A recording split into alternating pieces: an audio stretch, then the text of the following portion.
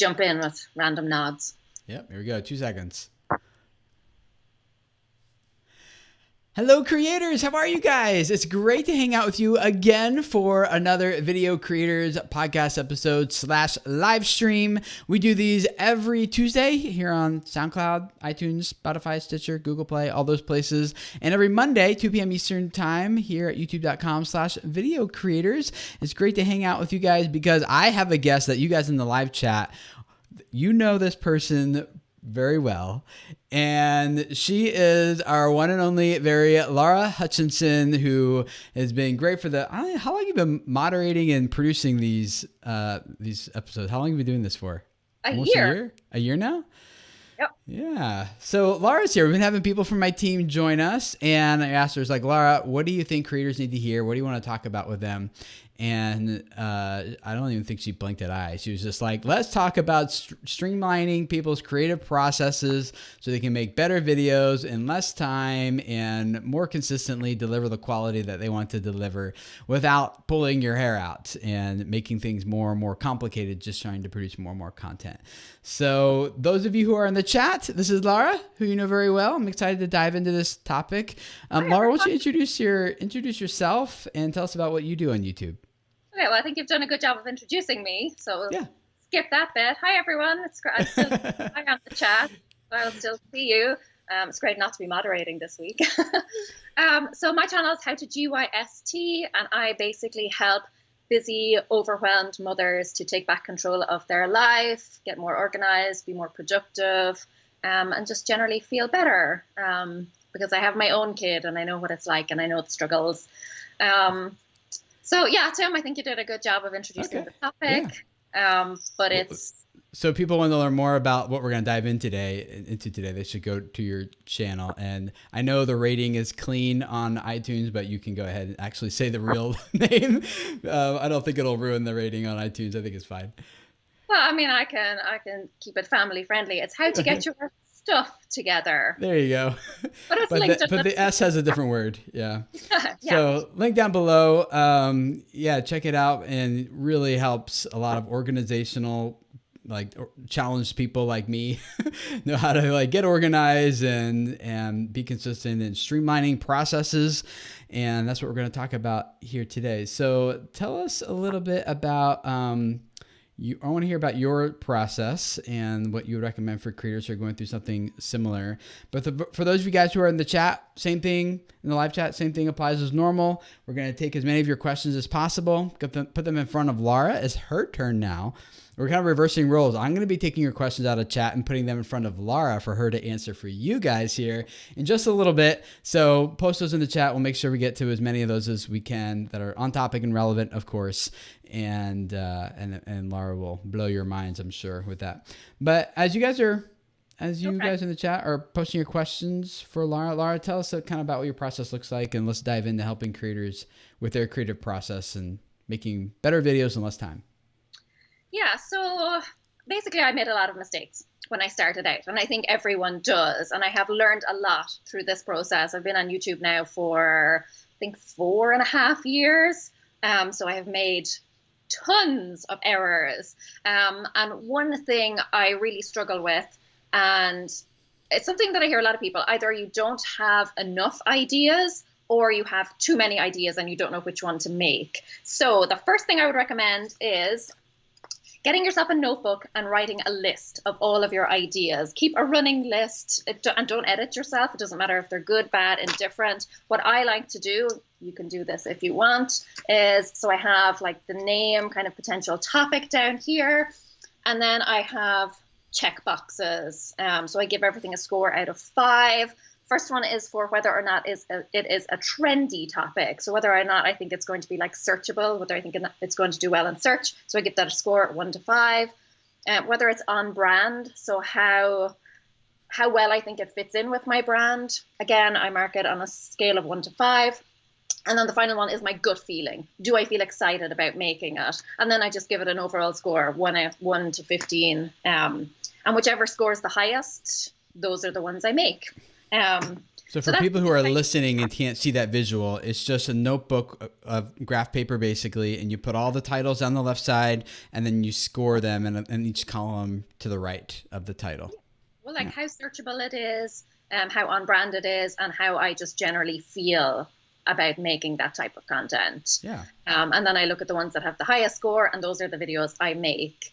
So keep a running list of ideas, because there is nothing worse than sitting down knowing you have to get a video up tomorrow and having no idea what you're going to make it on.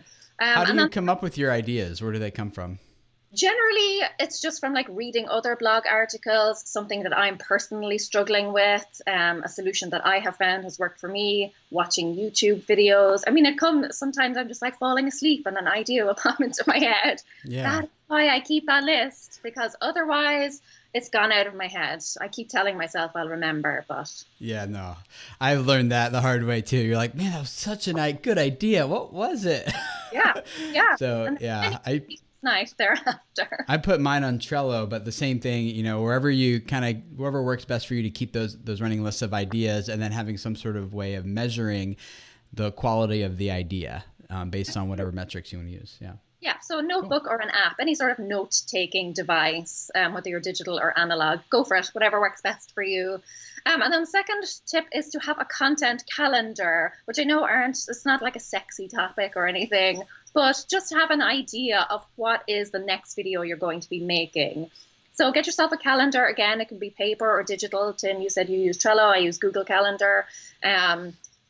Like circle or highlight the days that you want to upload a video, and then throw in all your ideas. Use your list, which are the ones you're most excited about, etc., and throw those in. Keep an eye on like what are the big upcoming dates. So plug in any like big holidays, Thanksgiving, 4th of July, Christmas, all those sort of things. Any dates that are particular to your industry, any launches you've got coming up. And that way you can plan in advance for your content. Because again, this is a mistake I have made in the past. I realized, oh crap, that like really big important thing is coming up next week and I don't have a video done on it. So it just helps you to plan a little bit ahead and to see what's coming up. It helps with prep, because when you know what next week's video is, you can spend the week, coming up with ideas and looking for props or shooting B-roll or whatever. So it just helps to give your videos a better quality rather than a last rush. I've been there. Yeah. I use the calendar that's built into Trello, so in Trello, you create the card for the video and then you assign a due date or multiple due dates, depending on the team and stuff, but a due date to the card. And then you can look at the calendar inside Trello and just see when all the cards are due. So I use that. It says my non-traditional life in chat says that she used to use Trello, but didn't say what she's using now. Gamer Chick 25 says, I love writing anything, so it'll work for me. So they're writing things. Joey Defy says they use Google Keep for that. And a bunch of people are trying to go back and take screenshots of your book to see what videos are coming up next.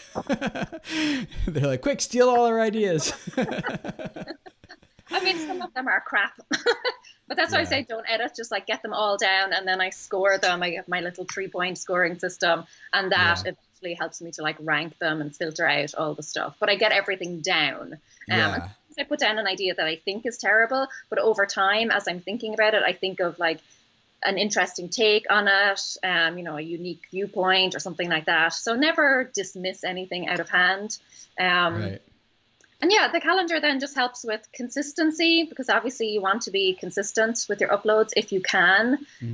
Having that calendar, knowing what the next video you're going to make is, can really help. And it doesn't have to be something like really confining. You don't have to plan out the next, 6 months worth of content, but just knowing like the next few weeks, these are the videos I would like to upload.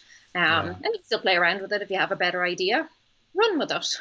Yeah. We got some people are also using Google Docs. We got Harley and Construction Cronies said they're using Evernote, and then Deck Carey Carter says Google Keep. So it looks like there's a lot of people using different tools. Although some people are like, I'm using too many tools, and it's just one. Who's that? Laura's art, just like one big hot mess. So. Try and narrow down. KineMaster, that's a new one. Mark Doing Random Stuff says they use KineMaster. I've heard of that one before. Oh, that's the Create Vids. Yeah. Yeah. Oh, yes. I met them at VidCon, actually. Oh, okay. Cool. Yeah, nice people. All right. So you write down your ideas, schedule them, put it in a calendar, and then what? Yeah. So the next thing then I like to have is a checklist. Because again, in the early days, one of the things I would always forget to do is charge my camera's battery. And then it would always run out in the middle of a video and I'd have to wait 8 hours for it to charge off. So having a little checklist of just the things that you normally do, like charging the camera battery, getting the lights set up. And then even when it comes to your videos, I have a little checklist in terms of like write the title, write the description, put in cards, end screen, all that sort of stuff. Because again, inevitably there would be times when I would upload a video and forget to do something with it. So just a very basic checklist. And the next time you go to make a video, just scribble down like the steps that you're taking. And if you forget something, make sure you write it on your list so that you won't forget it next time. Yeah. I ran out of battery so many times that I've just ended up getting it's a fake battery that has a cord coming out that you can just plug into the wall. And now I use that. So yeah. Yeah, I got some spare batteries, but that's the next one. I have one saved in my Amazon basket. Yeah, Epic Cardboard Prop says mic battery too, because I've done that before as well with the mic battery, or I just forget to turn on the microphone. I've done that a few times as well. Yeah, so having a checklist just ensures that you don't miss all that stuff. Like make sure your batteries are charged, make sure your lighting is right. I've been out of focus more times than I want to admit, and sometimes I just publish them as people on the YouTube channel were like, "I've seen those out of focus videos." I'm like, "Yep, they're good enough." You know, that's a tip that's coming up. What else is on the checklist? So checklist for me off the top of my head, because I don't have it in front of me. A big one that I always forgot was cards. I put in my end screen and I would always forget cards. Checking myself in the mirror before I record a video. Always with the hair sticking up at the back, in my teeth. I checked before I hopped on this live stream. Just checking everything. My main issue is like, I'm 39 now, so I'm getting a little older and I'm starting to see like my grandpa's hair sticking out of my ears. So I've done a few videos where the backlight just makes those things glow. And I'm like, no, it looks so, and I'm like, whatever, I'm not reshooting it. And just gets published and half the comments are about the ear hairs. I'm like, whatever, I'm glad you enjoyed the video. I will add grooming to your checklist on Trello. Yes, thank you. Grooming is not something I do amazingly well, but we digress. Anything else? Tangent there. Personal grooming, very important. Well, just definitely identifying with your check yourself in the mirror and make sure that hairs aren't sticking out in weird places and. I've had videos where hair has been, and when I look at my little DSLR screen, everything looks fine, but during the video I'm talking, I'm turning side to side and it's very obvious. And sometimes I've re-recorded videos and other times I just haven't bothered. So but it helps to check in advance. Something else I like to do then is storyboard. So this is a tip that I heard years ago, but it always freaked me out because I imagined comic book strips and very detailed things. But really what I do is I just write down the main bullet points that I want to hit, the main talking points, and the shots that I want to get. And that's pretty much as extensive as my storyboarding gets. But it just gives me points that I need to hit, shots that I need to get. And for my talking points, I put those in chronological order, so the order that I need to hit them in. And then for my shots, I do them in logical order, which means that, so for instance, I may have to shoot a scene down here, I may have to shoot some outside, I may have some, in my kitchen or wherever. And instead of doing them one after another, because they may be all mixed up during the video, I bunch all of the outside shots together, etc. And then I can get all my shots done in one go. I can set up in one place, get all my shots.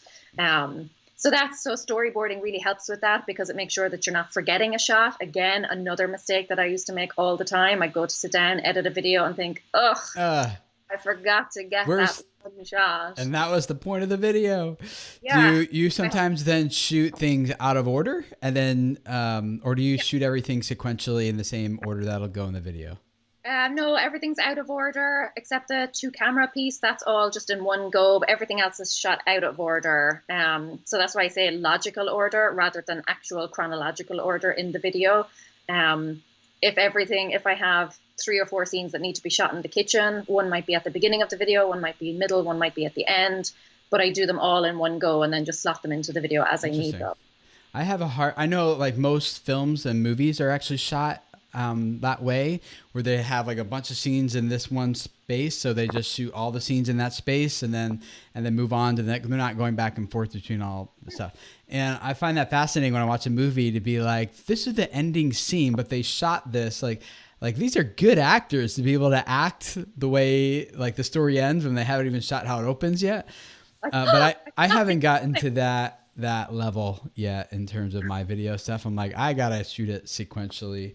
Now, that's if I'm on camera. Now, if I'm shooting like a video for my wife on her channel or something, then I don't have a problem keeping track of that out of order stuff. But that's like next level stuff, I think, for some of us. Get it? For me, it's literally just a shot list. I just write down the shots that I need to get, and then I just rearrange them. So like I might have one labeled like upstairs, and then I put all the upstairs ones in that list, and then one like downstairs or one outside or whatever. Yeah. And it's like, it sounds complicated, but it's really not. Just write down you bunch them all together.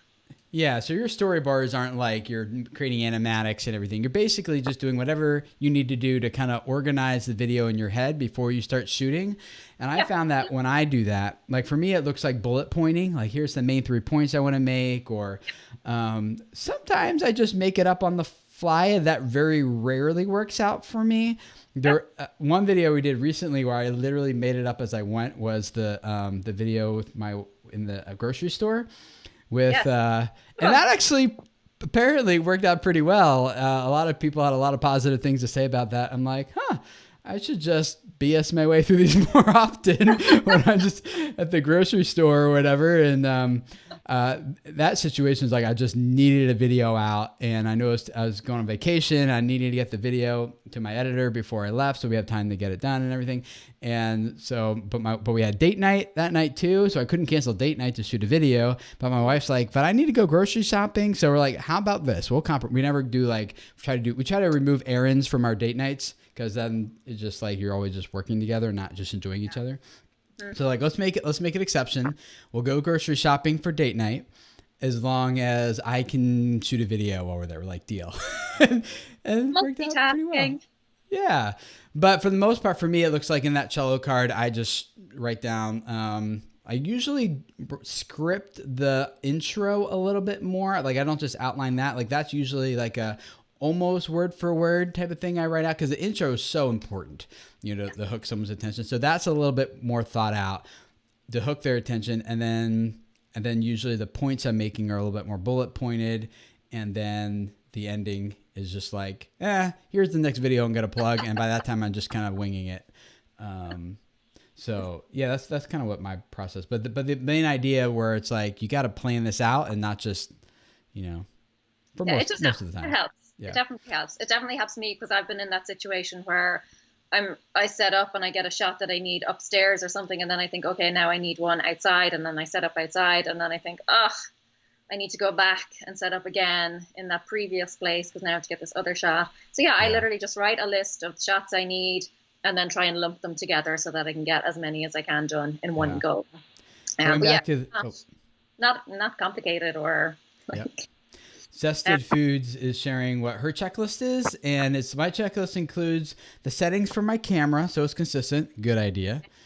Yes. All of my CTAs, your call to actions, her script, and her batteries charged, which seems to be a common thing. I think I have just like 8 batteries now, and usually one of them is charged. And then let's see, someone else, was it Mark, I think, shared his checklist. Yeah, Mark doing random stuff says, use phone on charger, use phone till night, or I don't know how to say, go to bed, use phone even more than go to sleep. So I guess their checklist is just stay on my phone. Somebody has been sneaking on my day. How did you know I live my life like this? Patty said she loved the grocery store video. Yeah, so sometimes it does work out. But yeah. Amber Plaster says, biggest video production grind saver I got was from Gary V. Document your life. Makes things so much easier as opposed to trying to be entertaining all the time. And so, do you understand, Laura? Are you familiar with the document your life thing? You want to explain that? Yep. Yeah, what Gary's talking about? Yep. Do you explain that for people who might not know what that is? So Gary Vee basically talks about documenting your process. So the process of building your YouTube channel, or the process of, building your business or growing your company or doing whatever it is you're trying to do, and just document what that's like for you, rather than constantly trying to come up with ideas of, how you're going to shoot this video, coming up with different titles and ideas and stuff like that, that you're just literally documenting the process. And I do that quite often too, actually, as I'm out and about. If I'm somewhere interesting, I'll just take a quick clip, and then inevitably I will eventually need it for a video at some point in the future. But it's just as you're out and about, you can grab some B-roll. But yeah, that's what the document, it's document, not create, is. So you're just documenting your normal life rather than constantly trying to be creative and come up with ideas. Just document as you go.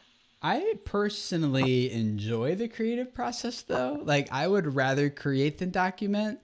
I guess it depends what your goal is. Like, maybe if your goal is just to like crank out as much content as possible, then yeah, document. But it is. Right. Yeah. But for me, like, I only publish one video a week, and I'm getting to the point coming up, is, Laura, with the Creator Story series, where I kind of just want to do maybe even one video a month, but it is awesome.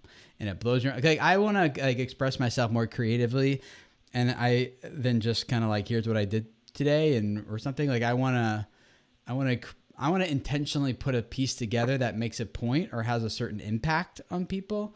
And so for me, like, I'm kind of going the opposite direction of just document everything. I'm kind of like, I do want to create something. I want to publish something that I'm like, wow, I put a lot of work into this, and this is going to blow people away. So I'm personally going to go in more that direction. But people who are getting started, especially, they're just like, where do we even start? The document your life thing could be a great way just to do the sheer quantity of videos too, to make a lot of mistakes and learn a ton of lessons. So what I do is every now and again on my channel, I'll put up like a vlog style where I'll just recap everything I've done that month. And that's more of like my community content, to just a bit of behind the scenes, look at my life and what I do. But I don't document everything, because most of my life is just spent sitting in front of a laptop. So quickly lose appeal for people, I feel. But I still do document various different things, and it's not necessarily for other people, but I like to look back on those videos too and see, oh yeah, that's the time I was, working on that talk, or trying to make that video, or that's the time we went on that vacation, or whatever. So I definitely think there's room for both. In your creative process. So the next point then, and we've already touched on it, basically is to do a test shoot first. Again, like on a DSLR screen, everything is so tiny. It's good for framing, but it's not really great for seeing whether or not you are fully in focus, whether or not your hair is standing up, whether you've got something in your teeth, whether the audio is good. I know from so many people that they will record a video and then the audio will not be working properly. So do a little test shoot, just a few seconds first, then watch it on a larger screen. So I'll record just a few seconds, pop it up on my laptop, make sure everything looks okay before I shoot the video. Because again, like you said, I have shot so many blurry videos and have to go back. And it's such a waste of time. It only takes me a few seconds to get a little test clip, throw it onto the laptop, have a look before I dive into the whole meat of everything. And then again, another one we've already touched on is about batching things. So when you've got everything set up in one location, crank through as much content as you can. Again, your content calendar will help with this. If you know what your next video is going to be, just like change your shirt, keep it rolling. I do that all the time. I know, I do too. And you can actually, even with vlogging, do that as well, where we would shoot like a few different vlogs in one day. And the classic old school family vlogger approach is to like, you just document your day beginning to end, right? Yeah. But if you're doing a few different vlogs in one day, you just change your shirt and And then we actually got 2 different cameras too. So one vlog will be going on one camera, and that same day, like if we're like, oh, this clip though is for this other this other episode or whatever, then it's on a separate camera, and we just kind of keep them separate that way. And so you can do multiple, even vlogs in one day like that. If you've got a few different things going on, you want to tell and not just cram it all together in one random video. Yeah. And while you're out and about, you know, if you're going to be in one location and you know, oh, I need to get like 5 different shots in this location for like 3 or 4 different videos, get them all into one go. So yeah, batching your content and getting as much done while you've got everything set up and ready to go as you can, always a winner. And then if you can have a permanent setup, I know it's not ideal or possible for a lot of people, but if you have a corner in your home or in your office where you can keep the camera and the lights and everything set up, because setting up sometimes is what takes the most amount of time. Getting your lighting right, getting the microphone in the right place, getting the camera right, all the settings. So if you can have a permanent setup, that's great. If you can't, still try and keep everything reasonably close by. So there's no point keeping all your lighting and stuff in an upstairs closet if you normally record, you know, down in your basement or something. Try and keep everything as close to you as you can, and that will just make everything so much quicker. Something else that I wanted to say, because I speak to a lot of people who, you know, they make videos that take a long time, you know, like animators or even some like cooking channels, tech things. And they just say like, I can't produce a video every week or twice a week or whatever. So I would say like, look at producing shorter pieces of content or things that are a little bit quicker. So not every video has to be like super overproduced, like really fancy editing tricks and green screens and overlays and, you know, all these different like backdrops and loads of B-roll and stuff. Sometimes every now and again you can easily throw out like a live stream, a Q&A video, like a behind the scenes, you know, like the making of.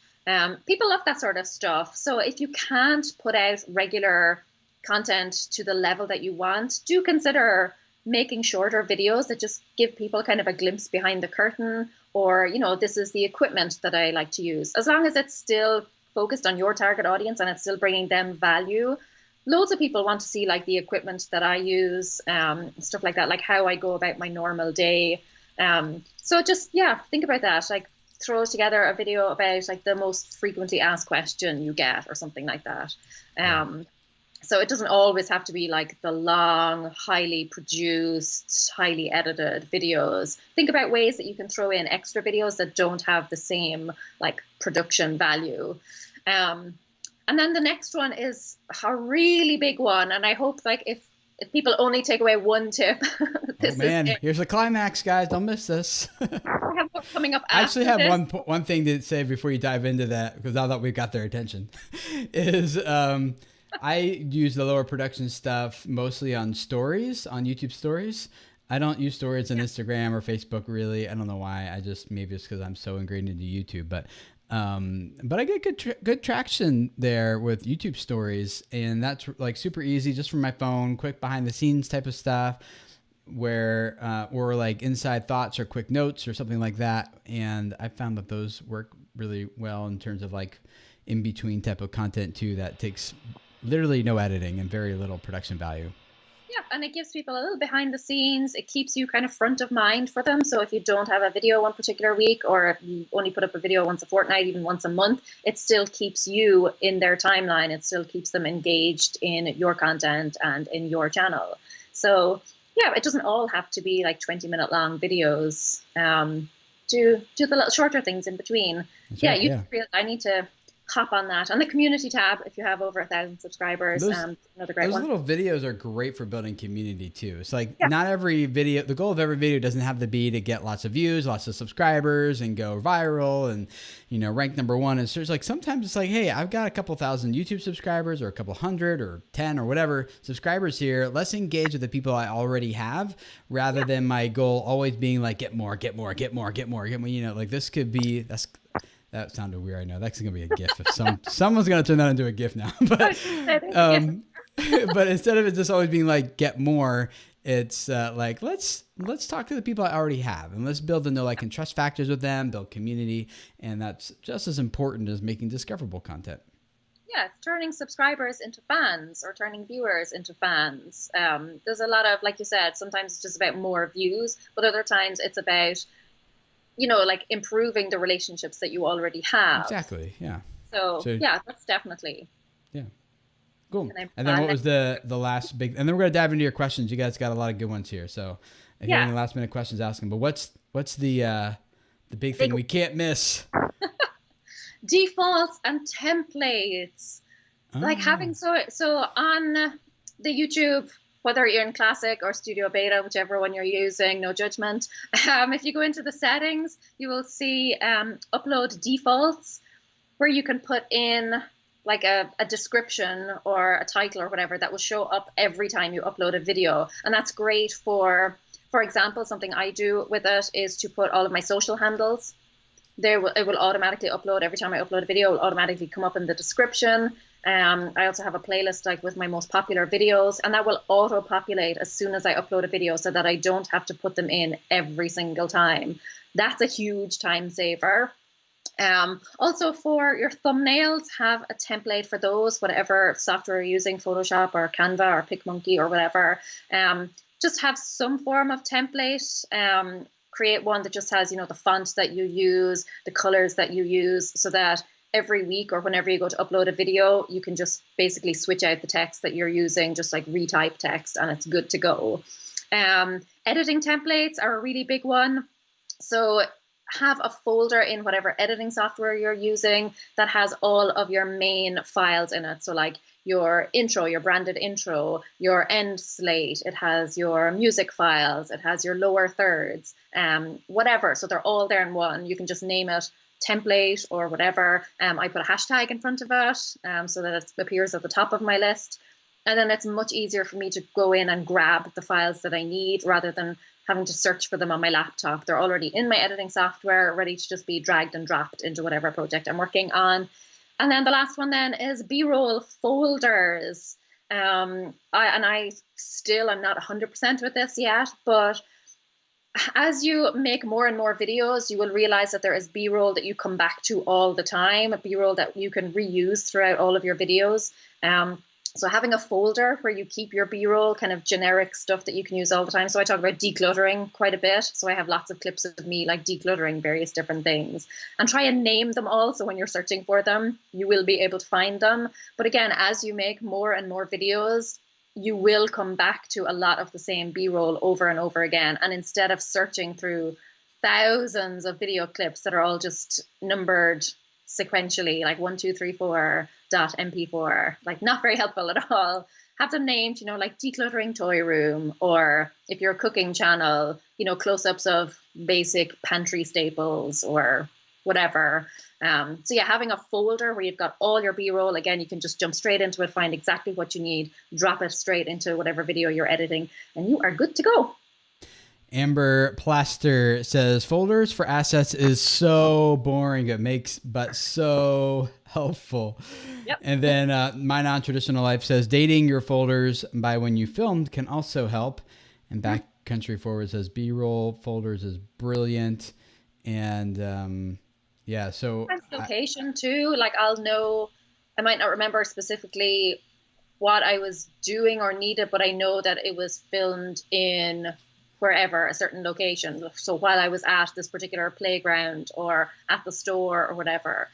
So sometimes you can name by location as well, but put as much detail in there as you can so that when you go to find it, it will be right there waiting for you rather than having to scroll through thousands and thousands. Can you tell that I've been in this situation?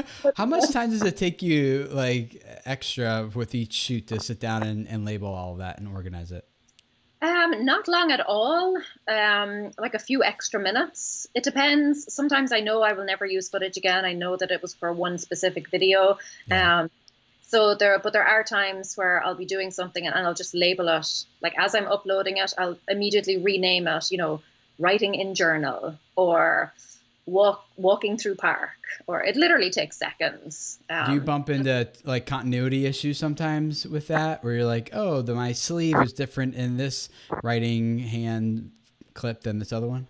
No, usually what I do actually is if I am writing in a journal or doing something like a reading, I will actually do a few different angles and shots of the exact same thing, so that if I do need more than one clip, I have them all together. Even if I only need one clip for that particular video, I'll do it from various different angles, and then I can pull out. No, not usually. And again, another thing actually I do, now that you've said it, when I'm showing my hands, so if I'm like flipping through something, if it's just like straight down on a desk or whatever, I try not to have sleeves at all. So it's just hands. And you never change your rings, I'm assuming? Yeah, I always have my wedding ring on. Yeah. So, and I generally don't paint my nails either. So I can just drop that shot straight into any video that I'm doing. So yeah, cool. Additional bonus tip for you. Yeah, that's great. Let's dive into some questions. Or is there anything else, Laura? Or is that good? No, that's pretty much it. Let's take questions. I mean, I have more tips, but I mean, we could be here all day. Yeah, we have some good questions here from people that to hear. First of all, though, we didn't address this in the beginning. Jock in Binginger? Wow, I don't know how to say that. I'm sorry. But it says an Irish accent. Those are so cool. See, I told you. People are going to be like, Laura, you do most of the talking. People will prefer to listen to you than to me. You want to tell your story and kind of combine that with the next question here. Tech for Your Needs asks, how did you meet Tim? And then we'll get into like on topic questions. But you explain the Irish accent and how you're here? Okay, so I'm from Ireland. That explains the accent. That was easy. I moved here 2 years. It'll actually be 2 years on Friday. Moved over here 2 years ago. My husband's company is based here, so we made the move. Was a subscriber of Tim's for years before that, had been watching all his videos. And then when we moved, when I knew that we were going to be moving here, I tweeted him and asked him, if there were any YouTuber meetings or events or anything like that, just to give me a heads up on what I was coming over to. And yeah, we met up. So we organized a meetup. We met up. That's pretty much, the rest is history. Yeah. And then we started doing some YouTube stuff, and then I was like, hey, I need a producer, and here you are. So, and I'm super organized.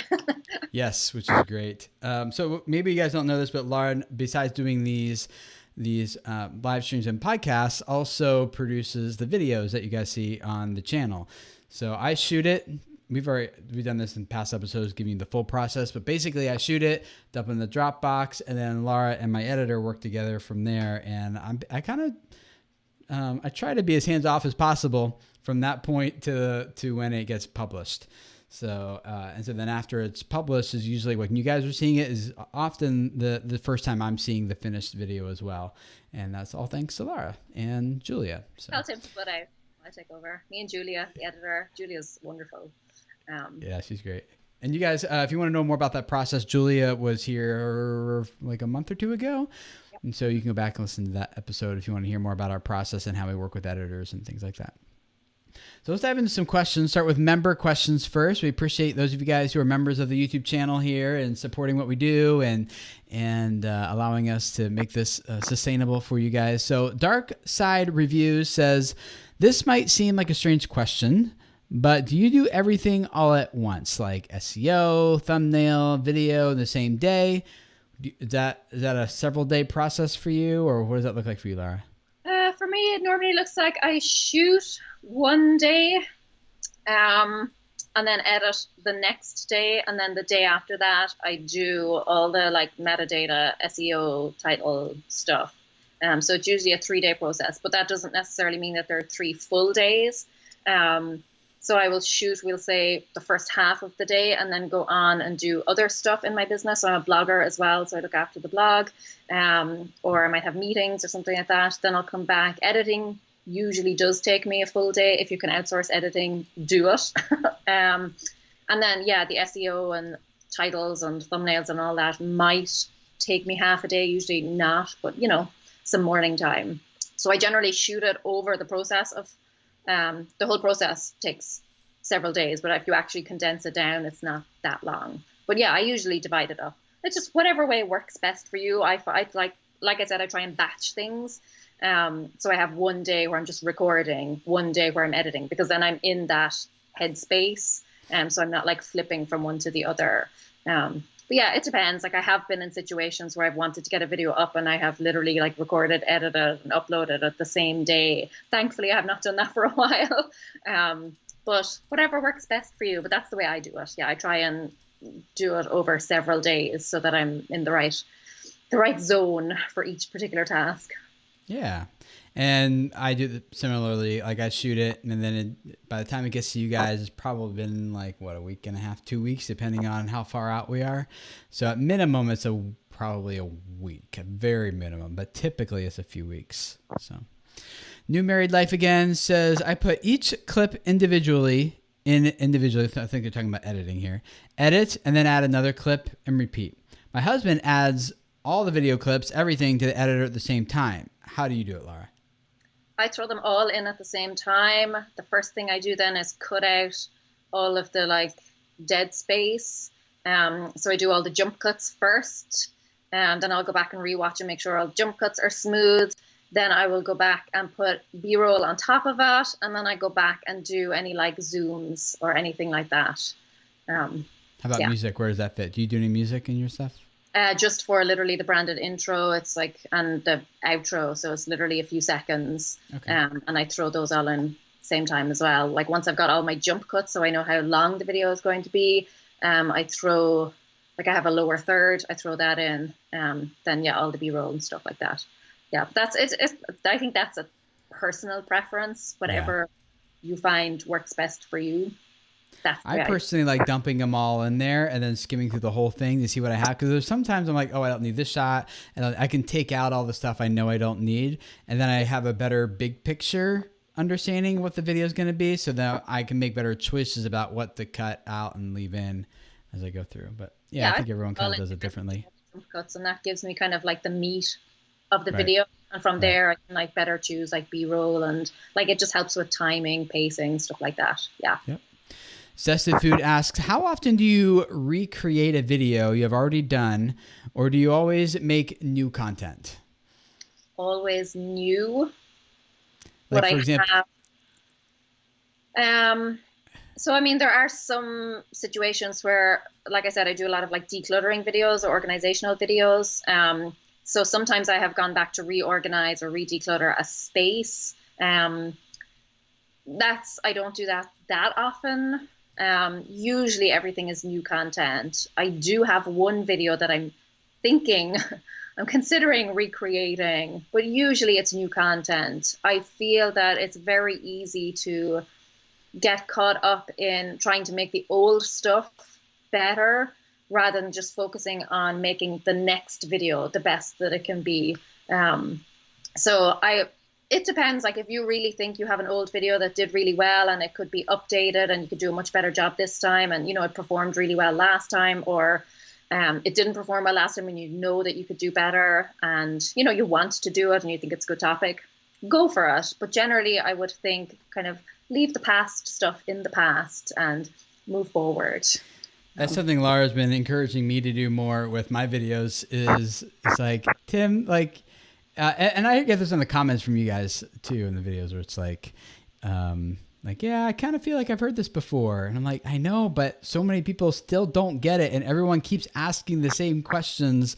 And I'm like, so I try to come up with new and creative ways to talk about the same things. And I guess I've done that a few hundred times so far, but I think I'm kind of starting to move on. I'm like, you know what? I have talked about this hundreds of times, and it is so important to keep repeating because so many people still don't get it.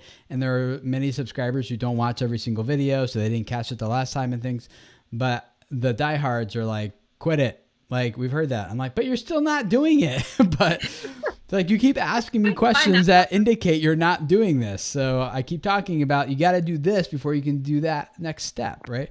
Yeah. But I think I'm starting to back off on that. One, because I'm kind of tired of repeating it. But two, I think it's just not serving people as well as I would like it to. So I think I'm going to stop repeating myself. Backyard Country Oh yeah, backcountry forward says, when are we gonna get the Creator Stories series? I don't know. We have a couple episodes done. I still need to do some traveling and shoot a few more. It's gonna be a while. Yeah, it's not gonna be this month. I can tell you that. Yeah. Read, love, listen. Is it good to film in natural light or to get lighting? Natural light if you can, but if you can't, lighting is perfectly fine. All mine is shot with lighting. It's really a personal preference. It depends on where you live. Like when I lived in Ireland, trying to get natural bright light was almost impossible. It's very grey over there. And if the sun does come out, it's like it goes behind the cloud a few seconds later. And that was a problem I had early on in my YouTube career. Getting shots, like one was really bright and the next was really dark. So I basically cut that out, and now I'm in the habit of using lights. If you can, like natural light is better if you can. It just looks better overall, depending on which way the sun is and shadows and stuff like that. But I mean, either way, I don't think videos look worse if lighting is used, like studio lighting. Yeah, I think it really doesn't. Whatever works best for you is fine. I have learned that there is a big difference in the quality of light.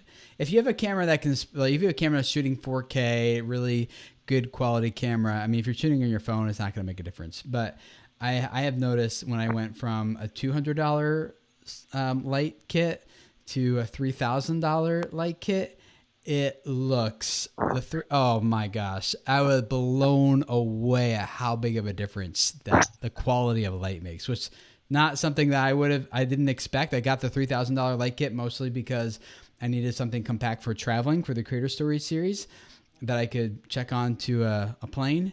But those are my standard lights now I use. The other lights are now like shop lights for our garage. So I'm not saying you should buy $3,000 lights, but I am saying that they're just like anything. Like there is a difference in terms of like a $20 camera or $2,000 camera, you know? So you just got to find the balance that works for you and your budget. And one thing I will say with that I have said before, but I'll repeat again, is that your channel is not flat or growing or declining based on the gear you use.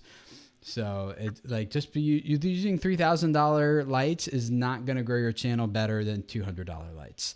So it's really just kind of personal taste and preference. And like I said, for me, it was about portability. So yeah. Sunlight though, I mean, sunlight can be bad too, depending on where it is in the sky. So obviously, like first thing in the morning when it's pretty low in the sky, and same in the evening. If it's directly overhead, it can cast really harsh shadows and make everything look really blown out and terrible. So, I mean, it really depends. If you can shoot in natural light in the morning and everything looks lovely and diffused and glowy, go for it. Otherwise, yeah, use some lights. I can tell you, mine did not cost $3,000. I did a channel consultation with a creator who has, at the time he had like 350,000 subscribers, doing a few million views a month. And all of his videos were just him sitting at his desk, just shooting on nothing but his mobile device on a cell phone. And no lighting, nothing, just sitting from his desk, no cuts, no edits. He didn't even trim the front and the end. It was just a one take from his phone. And that's like a perfect example of like, it doesn't really matter the production as much as the content value. That's what matters most. Definitely. So, yeah. And so, like, I mean, there's so much stuff on YouTube now that's so highly produced. I think it might be a breath of fresh air if something doesn't look perfect. Yeah. Yep. We thank you all of you guys for sending the super chats. I appreciate those. Othmarius Magic and Melda and Arma Baby Family and Stephen Memuel. Memel, thank you for your super chats. Appreciate that. We're going to wrap up here with a question from Backcountry Forward, who asks, what's the biggest challenge for producing for someone else? Cough. Give us the dirt on Tim. Cough. Wow. You're like, what can I publicly say? Well, Yeah, no, the biggest challenge for me, and I've already discussed this with you, Tim, so I feel reasonably comfortable saying it. Yeah, totally. I know what you're going to say. Go for it. Yeah, was just getting Tim to back off because, and I think Julia, probably the editor, probably felt this as well, that she was taking orders from both of us and she didn't know like who had like final say on anything. So it was just having a conversation with Tim, telling him that he needed to like step off. Just like trust the process and let us get on with it. That can sometimes be, and I don't have a producer, so I can't, and I'm a total control freak, so I can absolutely see the desire to jump in and, have your say in things. But I think the reason you hire a producer or you hire an editor is so that you don't have to do any of that. So yeah, getting Tim to. Yes, I totally agree. And that was the hardest part for me because at first it was just editing and like giving that up. Cause like you said, it's your baby, you have everything in your mind the way you want it to go, and then handing the footage over and being like, okay, like you got to put processes in place that reproduce results that you want, which we've done. But still there's the creative choices and things that you kind of give up control. And I've noticed that with that, like I know what I would have edited differently if I were editing it, but no one else knows. Like, and anyone who's watching it later has no idea what I would have done. And frankly, just to be totally honest, like the changes I would have made are like 5% difference. They probably aren't going to make a type of difference that's actually going to make the video perform more or less. And I've said that to you before, like that I don't think it's worth, Julia going back and re-editing something for the sake of something tiny that's really in the grand scheme of things. It's easier. Sometimes there's like wording things like that I want to get right in terms of like if we mention something about the algorithm, you're like, well, that's not technically correct. And you start talking about the algorithm, everyone jumps on that. And it gets like, so I'm like, well, that part we should tweak or modify or edit that out. But for the most part, yeah, it's just like, And so then I'm relearning that same lesson now on the producer side. I had an editor for a few years and kind of was able to pull all that, back off thing. But then, it was getting confusing for the team. So yeah, it was good. I think it's just, and it's like for you, because it's your content, you have an idea, like a vision in your head of how you want it to come across or how you want it to look. I have a more like viewer subscriber perspective of it because like I said, I was a subscriber of Tim's like for many years and still obviously am. So I can see from a viewer perspective what might look or sound better. So it's just having that kind of third person perspective. But yeah, no, I think Tim has done a good job of.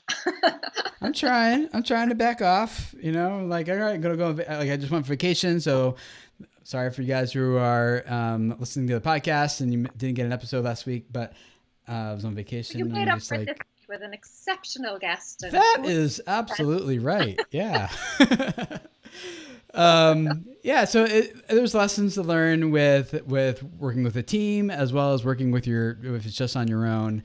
And I do encourage you to figure it out on your own and then put systems and processes in place, like checklists people can go through to be like, okay, here you go. This is like, here's the checklist that gets the results that I want to see. And you hand it off to someone else. And then they'll usually poke a lot of holes in your checklist because there's a lot of assumptions you made that someone else doesn't have and things. And so you work with them to kind of fill in the gaps. And then you kind of move forward with that. Yeah. Cool. When people want to find you, Lara, where should they go? Learn more about your processes and organization and everything. How to GYST will find me pretty much everywhere. I'm all over the place. Like I said, it's linked in the description box. But if anyone didn't get their question answered, pop it in the comments. I'll hang around in the comments for a while and try and answer as many as I can. So you'll see me in there as well. You can just click on my name, bring you straight to my channel. Yeah. And those of you guys who are listening to the podcast, all of her links are in the show notes. You guys can find them there and check out her channel and put a face to the Irish accent. I'm sure you appreciate that. Cause that's what I do sometimes. I'm like, who is this person? You have a picture of the radio host in your head and then you see them in real life. You're like, that's not what you're supposed to look like. When you read a book and then they make a movie out of it and you're like, no. Yeah. So guys, go check out her channel, subscribe over there. And thank you all of you guys for hanging out here, for your support. If anyone does want to take your channel to the next level, talk about this in more detail, you can sign up for a consultation with either me or Delana or Lennon or any of the strategists on my team. And we'll spend an hour just diving into your channel with you. You'll find a link down in the description or the show notes where you can book that session with us. We'd love to talk with you guys. And we'll see you guys again next week for another Video Creators Podcast episode. See you guys then. Bye.